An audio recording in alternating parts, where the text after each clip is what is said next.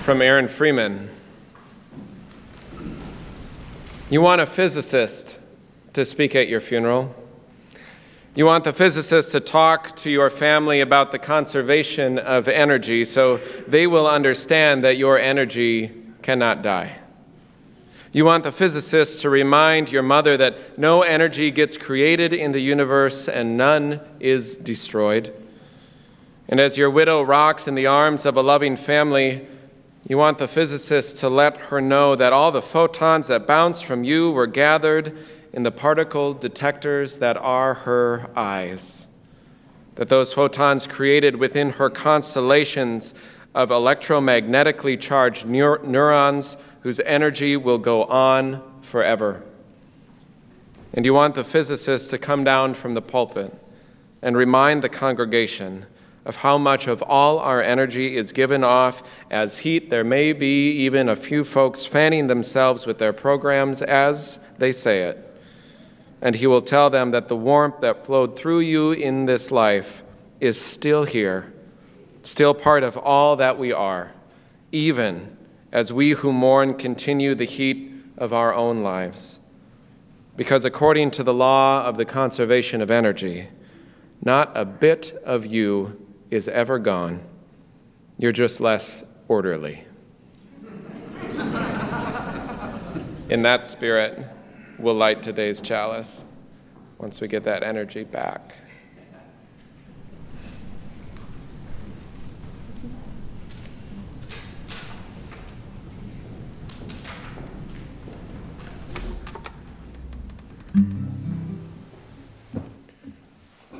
In 1838, Unitarian minister Ralph Waldo Emerson said, "Dare to love God without mediator or veil.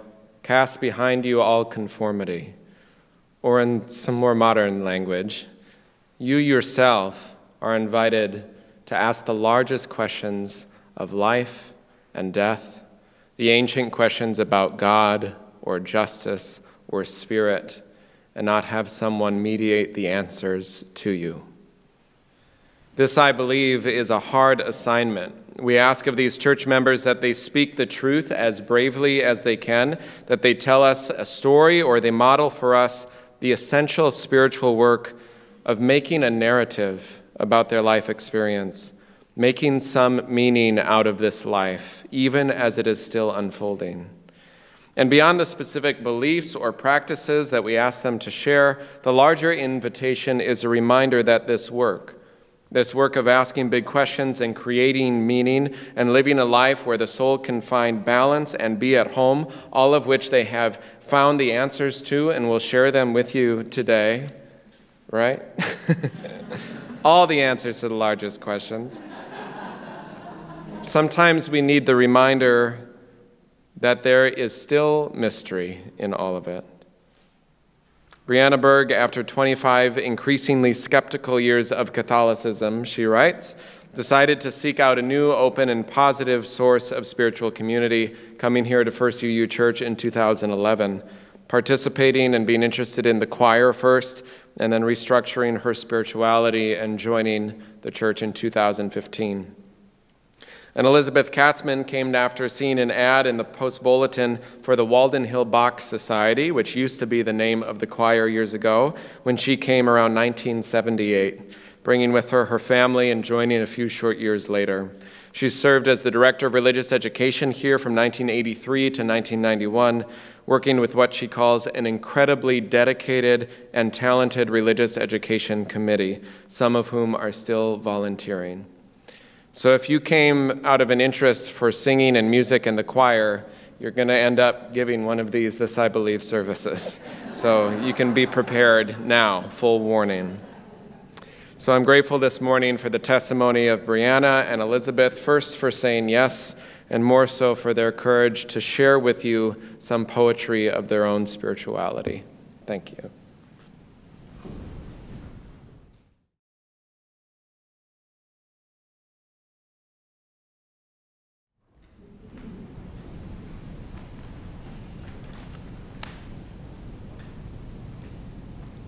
The familiar morning aroma of pancakes and syrup, bacon and eggs, summoned my 6-year-old self out of bed, down the stairs, and into my seat at the kitchen table.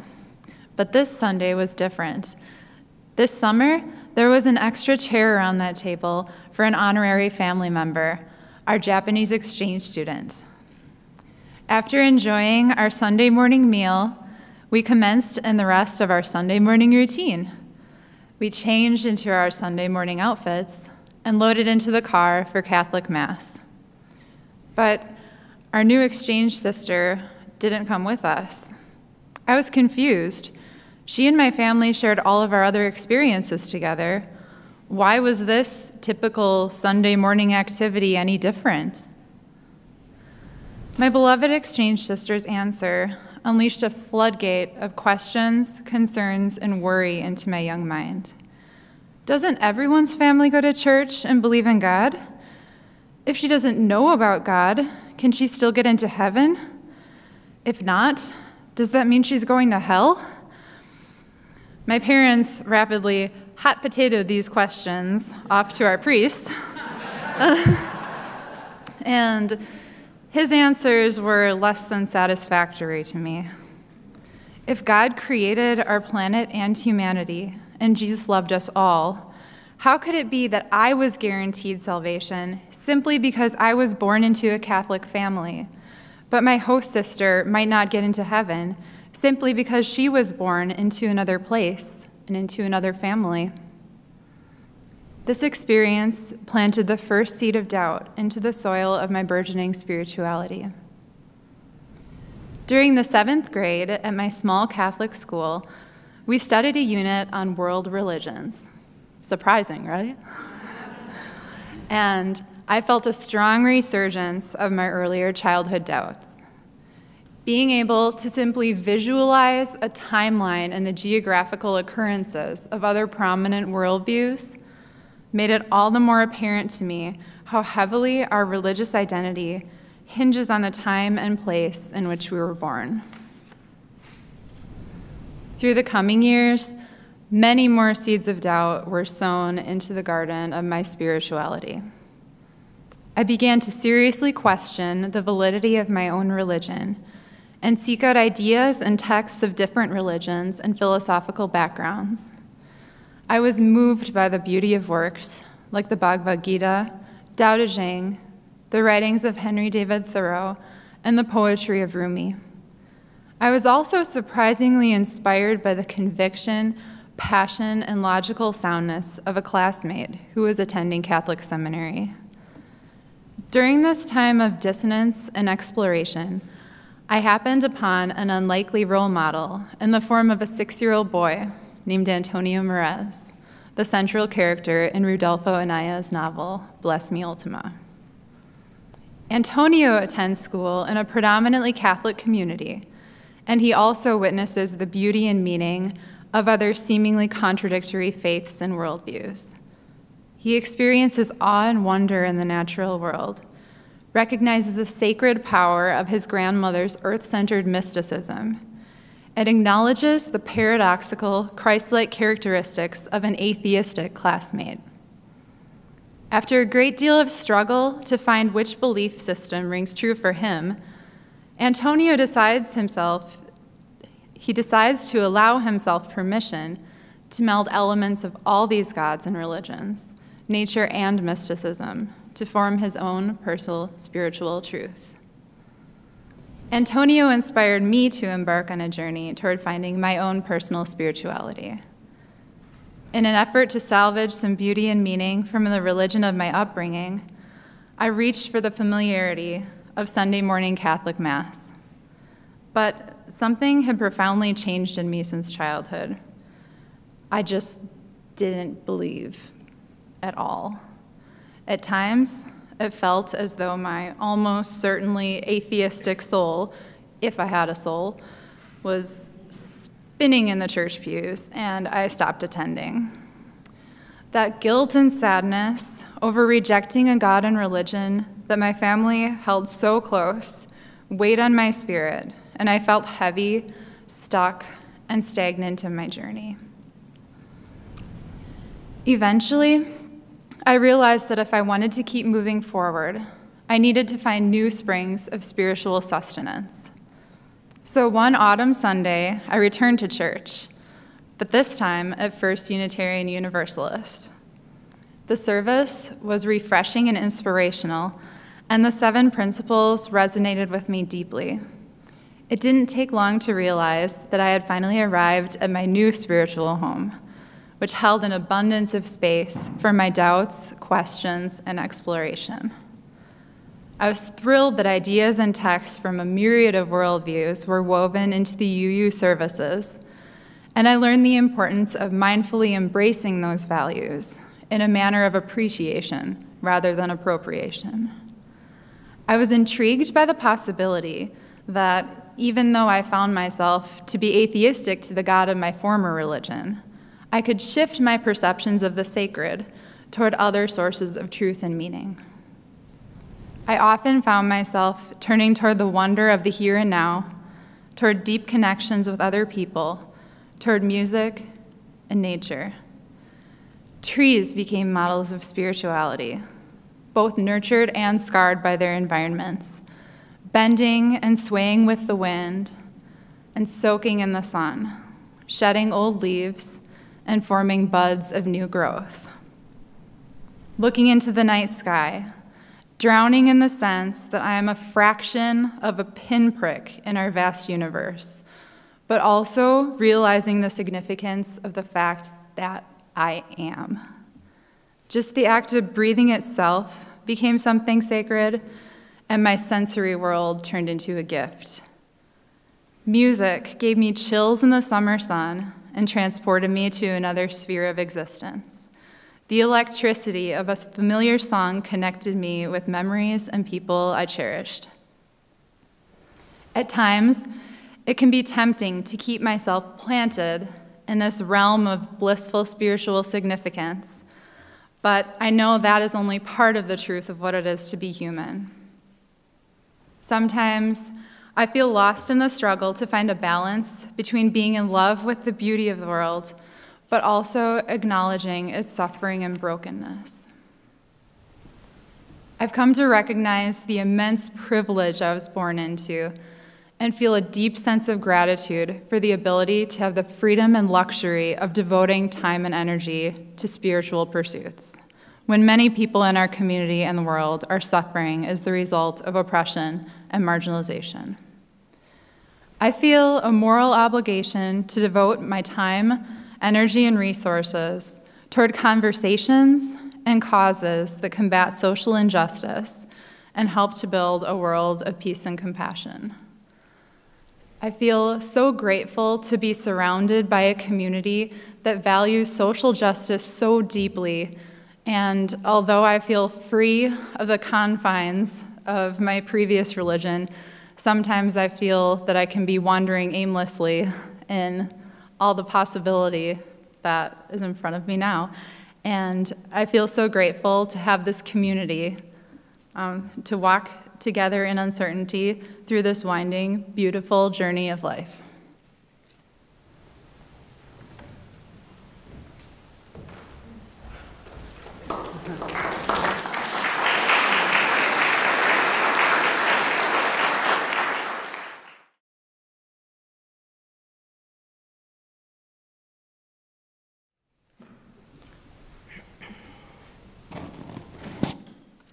"70 years ago, there was only one way my family escaped the blistering heat of Brooklyn summers.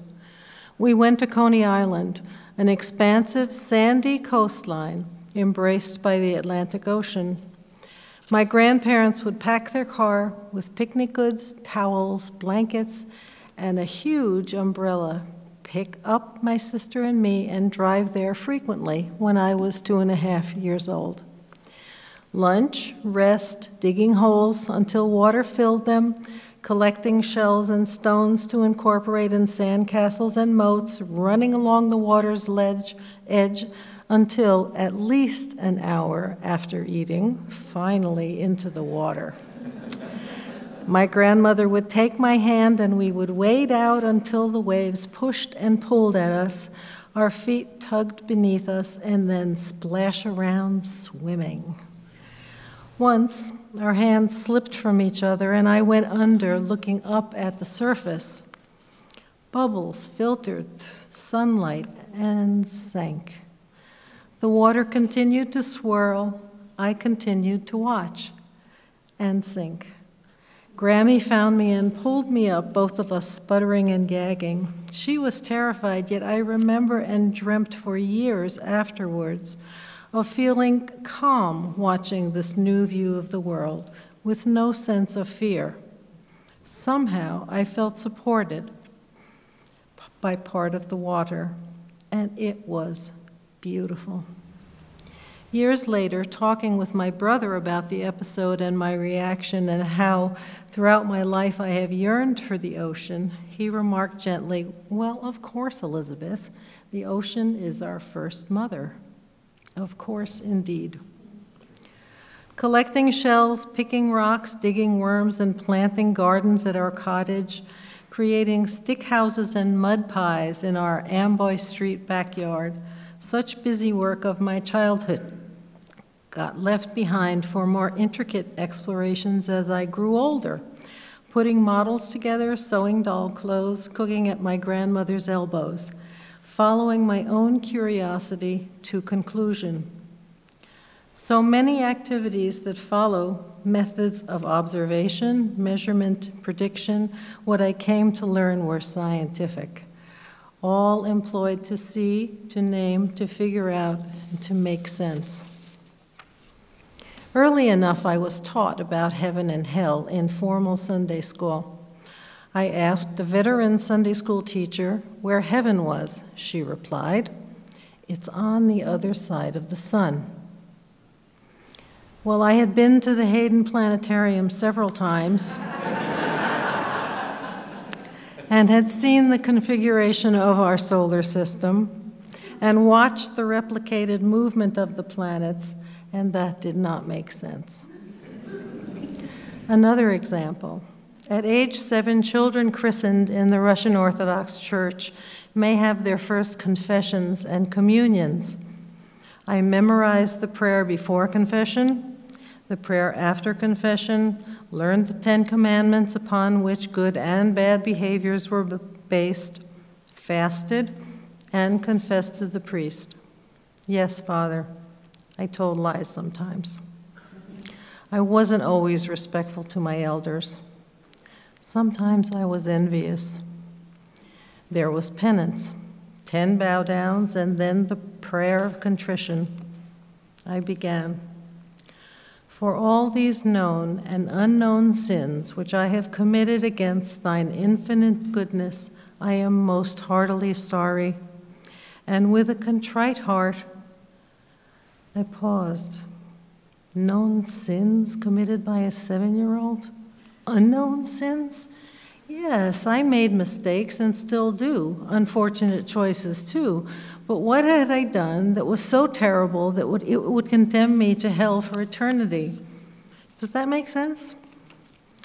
I attended Brooklyn Friends School. There I was introduced to meeting, a religious practice in which participants sit in silence, focus inward, and examine questions about spirituality, personal beliefs, social justice, and service. The emphasis was on looking for what I believed, as well as where I fit in and what I could do.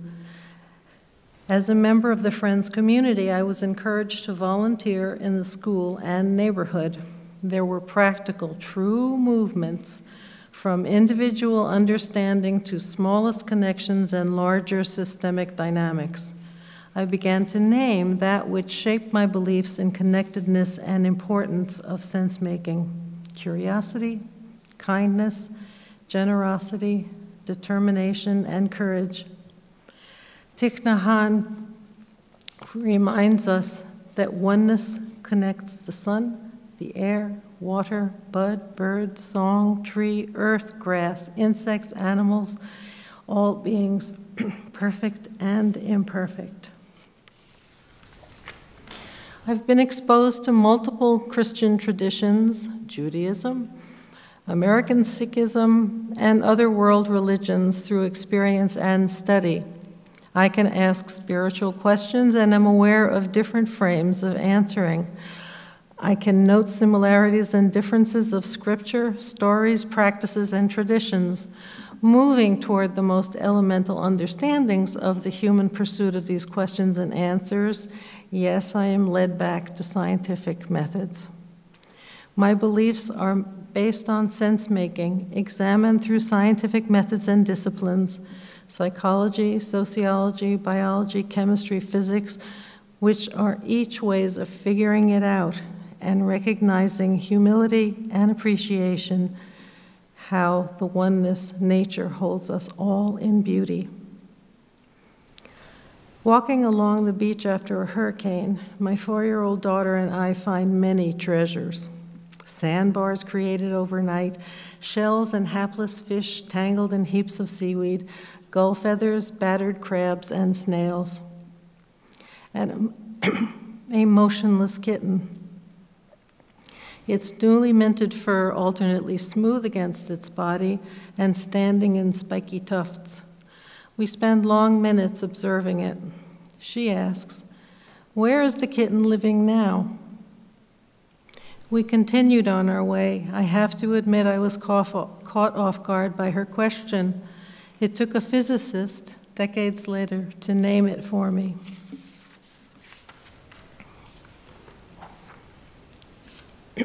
You want a physicist to speak at your funeral. You want the physicist to talk to your grieving family about the conservation of energy, so they will understand that your energy has not died. You want the physicist to remind your sobbing mother about the first law of thermodynamics, that no energy gets created in the universe and none is destroyed.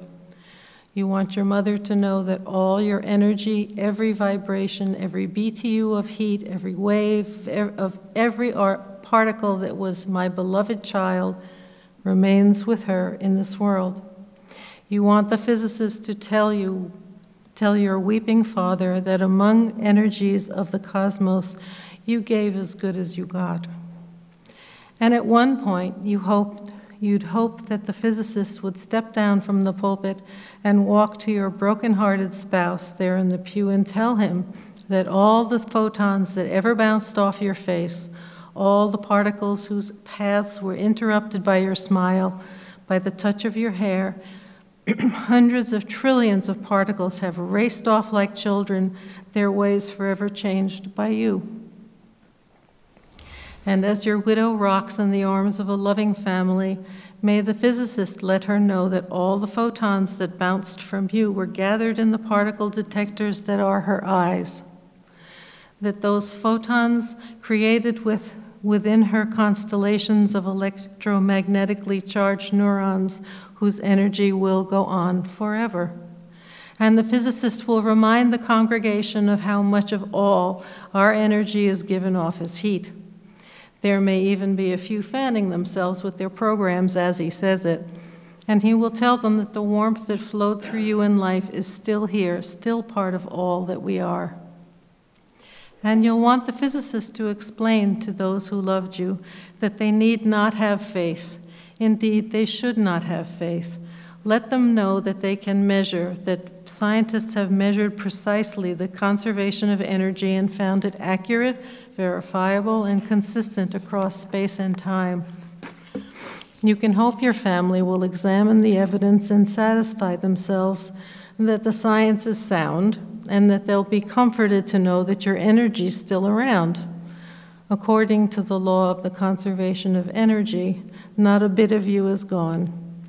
You're just less orderly. Amen. We will sing the hymn.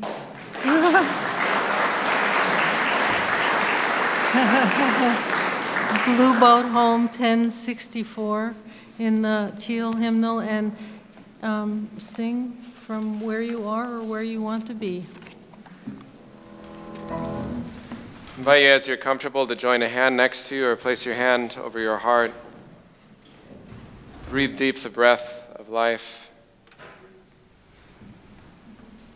There are ancient strands of strong thread that are made out of mystery and made out of questions of God and justice, of love and beauty and hope and grace and peace. And it depends on where we're born, what the weather's like, and what kind of coat we need to survive the wind and the rain that is this life, to make enough sense and meaning and joy out of this life that we are held safe, that we are held sound and healthy, that we have enough protection to live in this world with joy. May it be so, and amen.